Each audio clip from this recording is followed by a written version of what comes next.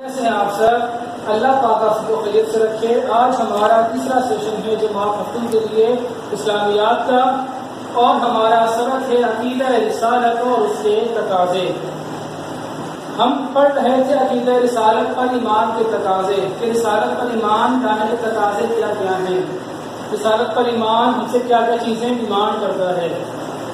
ہم نے اس میں پڑھا تھا محبت رسول پہلا تقاضا عقیدہ رسالت پر ایمان کا، کہ رسالت پر ایمان لانے کا پہلا تقاضا یہ ہے کہ رسول پاک صلی اللہ علیہ وسلم سے محبت کی جائے۔ پھر ہم نے پڑھا دوسرا تقاضا رسالت پر ایمان کا اطاعت رسول، کہ رسالت پر ایمان کا دوسرا تقاضا یہ ہے کہ رسول اللہ صلی اللہ علیہ وسلم کی اطاعت کی جائے اور ان کی اتباع کی جائے، ان کی پیروی کی جائے۔ تیسرا تقاضا ہم نے پڑھا تھا تعظیم رسول صلی اللہ علیہ وسلم، کہ رسالت پر ایمان کا یہ ایک اہم ترین تقاضا ہے کہ رسول پاک کی تعظیم کی جائے، ان کی عزت میں، ان کی ادب میں، ان کے احترام میں کوئی کمی نہ کی جائے۔ آج ہم پڑھیں گے چوتھا تقاضا رسالت پر ایمان کا، تو وہ تقاضا ہے نصرت رسول صلی اللہ علیہ وسلم۔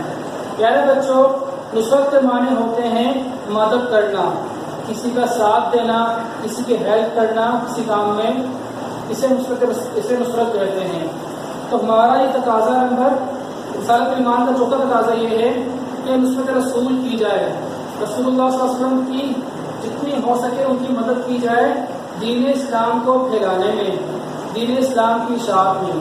آئیے بک سے پڑھتے ہیں نبی کریم صلی اللہ علیہ وسلم کے احکام کی، ان کی تعلیمات کی ترویج، ان کی تعلیمات کو رواج دینا، فروغ دینا، اور ان کے احکام کی اشاعت، ان کے دین کی اشاعت، دین کو پھیلانے کے لیے اور عملی نفاذ کے لیے، دین کو عملی طور پہ لاگو کرنے کے لیے، اس دنیا میں دین کو امپلیمنٹ کرنے کے لیے عملی طور پر جد و جہد کرنا، کوشش کرنا، اس کے لیے محنت کرنا، یہ رسالت پر ایمان کا ایک اہم ترین تقاضا ہے کہ ہمیں چاہیے کہ ہم رسول اللہ کے دین کو پھیلانے کے لیے، اس کو فروغ دینے کے لیے، اور اس کو اپنی زندگی میں اور اپنی دنیا میں عملی طور پہ نافذ کرنے کے لیے، لاگو کرنے کے لیے کوشش کرتے رہیں۔ یہی عملی طور پر نصرت رسول صلی اللہ علیہ وسلم ہے۔ اس طرح کر کے ہم اپنی طرف سے نصرت رسول کا حق ادا کر سکتے ہیں۔ اللہ تعالیٰ نے مسلمان پر احسان فرمایا، لقد من اللہ علی المؤمنین اذ بعث فیہم رسولا، کہ ان میں اپنے پیارے حبیب حضرت محمد مصطفیٰ صلی اللہ علیہ وسلم کو مبعوث فرمایا۔ اب یہ ہم پر فرض ہے، اب یہ ہماری ذمہ داری کے ہے کہ آپ کے لائے ہوئے دین کو، آپ کی شریعت کو، اور آپ کے صحابہ کرام کی طرح، اپنے اسلاف کی طرح، اولیاء کرام کی طرح، جو ہمارے بزرگان دین گزرے ہیں ان کی طرح عملی طور پر کسی بھی قسم کی قربانی پیش کرنے سے پیچھے نہ ہٹیں۔ جو کچھ ہم کر سکتے ہیں عملی طور پر دین اسلام کی تبلیغ کے لیے، اس کو پھیلانے کے لیے، چاہے وہ قلم کا راستہ ہو، چاہے وہ تلوار کا راستہ ہو، ہمیں عملی طور پر اپنی کوشش کرتے رہنا چاہیے۔ رسالت پر صحیح ایمان کے حامل وہی لوگ ہیں جو رسالت کے تمام تقاضوں کو عمدہ طریقے سے پورا ادا کرتے ہیں، یعنی کہ رسول پاک پر صحیح ایمان ان کا تسلیم کیا جائے گا جو یہ چاروں تقاضے محبت رسول، اطاعت رسول، تعظیم رسول اور نصرت رسول پر صحیح طریقے سے عمل پیرا ہوں گے۔ اس لیے ہم سب مسلمانوں کو چاہیے کہ ہم ان تمام تقاضوں پر عملی طور پر عمل کریں اور نبی کریم کے پیغام کو، ان کے دین کو، ان کی شریعت کو تمام دنیا میں پہنچائیں۔ اگلے پیج پر چلیے، ہماری ہیڈنگ ہے ختم نبوت۔ ختم نبوت ہمارے ایمان کا، ہمارے عقیدے کا ایک اہم ترین حصہ ہے کہ نبوت پر اس طرح تشریف لائے، اب ان کے بعد قیامت تک کوئی اور نبی نہیں آئے گا۔ ہر مسلمان پر فرض ہے کہ وہ رسالت کے تقاضوں کو پورا کرتے ہوئے حضرت محمد صلی اللہ علیہ وسلم کو اللہ تعالیٰ کا آخری نبی مانے، آخری رسول مانے، اور اس بات پر پورا یقین رکھے کہ قیامت تک کوئی اور نبی نہیں آ سکتا۔ آپ سے پہلے آنے والے نبی کسی ایک ملک، علاقے، ایک شہر، ایک قوم اور ایک مخصوص ٹائم پیریڈ کے لیے بھیجے جاتے تھے، جبکہ ہمارا نبی صلی اللہ علیہ وسلم کسی ایک قوم کے لیے، کسی ایک ملک کے لیے، کسی ایک قبیلے کے لیے، کسی ایک مخصوص ٹائم کے لیے دنیا میں نہیں بھیجے گئے، بلکہ آپ کا زمانہ سارے زمانے آپ کے لیے ہیں، آپ کی امت تمام جہان آپ کی امت ہے۔ آپ کے آنے سے لے کر قیامت تک جتنے بھی امتیں، جتنے بھی لوگ دنیا میں آئیں گے، جتنے بھی اقوام دنیا میں آئیں گی، سب آپ کے ہی ہیں۔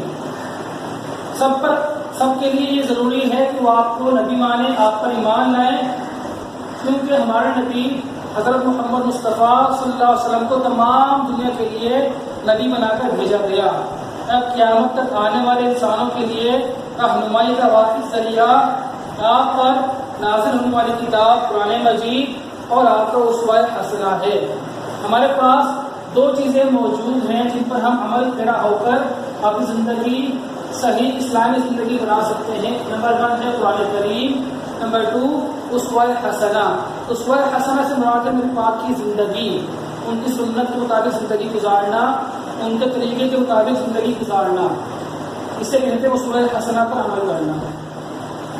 حدیث پاک میں ہے، فرمایا رسول اللہ صلی اللہ علیہ وسلم نے، میں آخری نبی ہوں، میرے بعد کوئی نبی نہیں آئے گا۔ نمبر 2، اللہ تعالیٰ نے نبوت کی عمارت بنائی اور ایک اینٹ کی جگہ باقی چھوڑ دی، اور میں وہ آخری اینٹ ہوں جس کے ذریعے عمارت مکمل ہو گئی۔ اس حدیث میں یہ بات کہی جا رہی ہے کہ جب نبوت کی عمارت مکمل ہو گئی، ہمارے نبی کے آنے سے وہ بلڈنگ، وہ عمارت مکمل ہو گئی، تو اب کسی اور نبی کے آنے کی ضرورت نہیں اور گنجائش نہیں ہے، اب قیامت تک کوئی اور نبی دنیا میں نہیں آ سکتا۔ نمبر 3 حدیث پاک میں ہے، اگر میرے بعد کوئی نبی ہوتا تو عمر ہو گئی، لیکن ان کے بعد کوئی نبی ہے ہی نہیں۔ نمبر 4، علی میرے لیے اس طرح ہیں جیسے موسیٰ علیہ السلام کے لیے ہارون علیہ السلام، مگر یہ کہ میرے بعد کوئی نبی نہیں آئے گا۔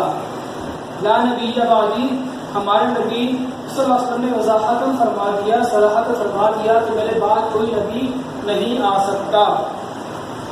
اس لیے حضرت محمد صلی اللہ علیہ وسلم کو اللہ تعالیٰ کا آخری نبی تسلیم کرنا، ان کو آخری نبی ماننا، ان کی ختم نبوت پر ایمان رکھنا رسالت کا اہم ترین تقاضا ہے۔ تو پیارے بچوں، اگرچہ نبی کریم رؤوف الرحیم صلی اللہ علیہ وسلم پر نبوت کا سلسلہ ختم ہو چکا ہے، اب اور کوئی نبی نہیں آئے گا، لیکن انسانوں کی رہنمائی کے لیے اور انہیں سیدھی راہ پہ بلانے کے لیے یہ ذمہ داری دی گئی ہے علماء کرام کو۔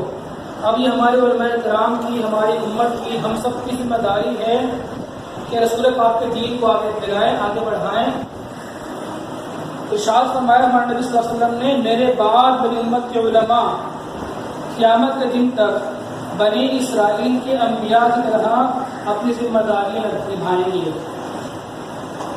تو جو ہمارے امت کے علماء ہیں، ان کے لیے ایک بہت بڑی ذمہ داری بھی ہے، ان کی ایک بہت بڑی فضیلت بھی ہے کہ وہ بنی اسرائیل کے انبیاء علیہ السلام کی طرح ہمارے نبی کے دین کو آگے پھیلائیں گے، آگے بڑھائیں گے۔ تو یہ ہمارا آج کا لیکچر تھا۔ آئیے اب کام کا آغاز کرتے ہیں۔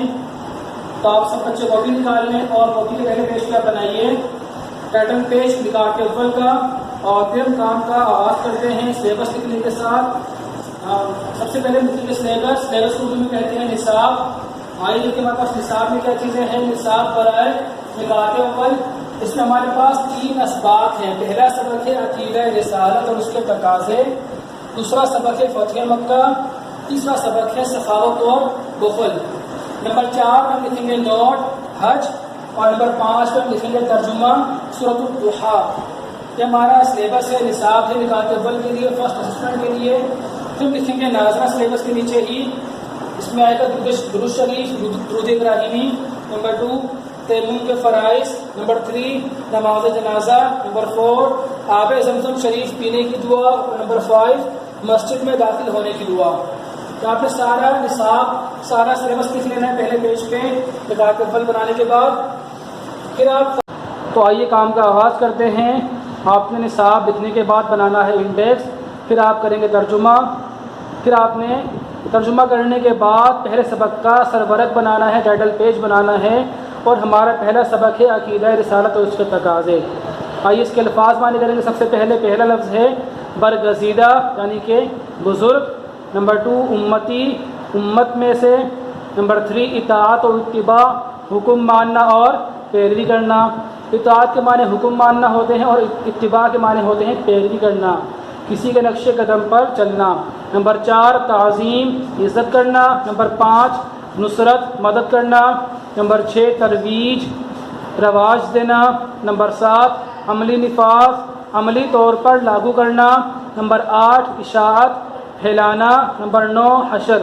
حشر کے 3 معنی میں نے لکھوائے ہیں، جمع ہونا، قیامت کا دن اور انجام۔ حشر کا لفظ تینوں کے معنی میں استعمال ہوتا ہے۔ الفاظ معنی کرنے کے بعد پھر آپ کام کریں گے سوال جواب کا۔ آج ہم کریں گے انشاءاللہ 3 سوال۔ آئیے دیکھیں پہلا سوال کیا ہے۔ پہلا سوال ہمارا ہے رسالت سے کیا مراد ہے۔ اس کا جواب ہے رسالت کا لغوی معنی پیغام پہنچانا ہے، اور پیغام پہنچانے والے کو رسول کہتے ہیں۔ اللہ کا پیغام اللہ کے بندے تک پہنچانے والے کو رسول کہتے ہیں۔ سوال نمبر 2 عقیدہ ختم نبوت سے کیا مراد ہے۔ اس کا جواب یہ ہے اس بات پر پختہ یقین رکھنا کہ حضرت محمد صلی اللہ علیہ وسلم اللہ تعالیٰ کے آخری رسول ہیں۔ اب آپ صلی اللہ علیہ وسلم کے بعد قیامت تک اور کوئی نبی نہیں آئے گا۔ اس بات پر ایمان رکھنا عقیدہ ختم نبوت پر ایمان کہلاتا ہے۔ سوال نمبر 3 ہے بارگاہ رسالت میں معمولی سی بے ادبی کیا نقصان کر سکتی ہے۔ اس کا جواب یہ ہے بارگاہ رسالت میں معمولی سی بے ادبی ساری زندگی کے نیک اعمال کو غارت کر دیتی ہے، یہاں تک کہ ایسا کرنے والا ایمان کی دولت سے بھی محروم ہو جاتا ہے۔ قرآن پاک میں ارشاد ہے ایمان والو اپنی آواز نبی پاک کی آواز سے اونچی نہ کرو، ایسا نہ ہو کہ تمہارے سارے اعمال ضائع ہو جائے اور تمہیں خبر بھی نہ ہو۔ یا ایھا الذین آمنوا لا ترفعوا اصواتکم فوق صوت النبی، ان کی بارگاہ میں معمولی سی آواز بھی بلند نہ کرو، ان کے سامنے اپنی آواز اپنی سوچ کو ادب میں رکھو۔ تو اس آیت میں ہمیں ادب کا اعلیٰ ترین قرینہ سکھایا گیا ہے۔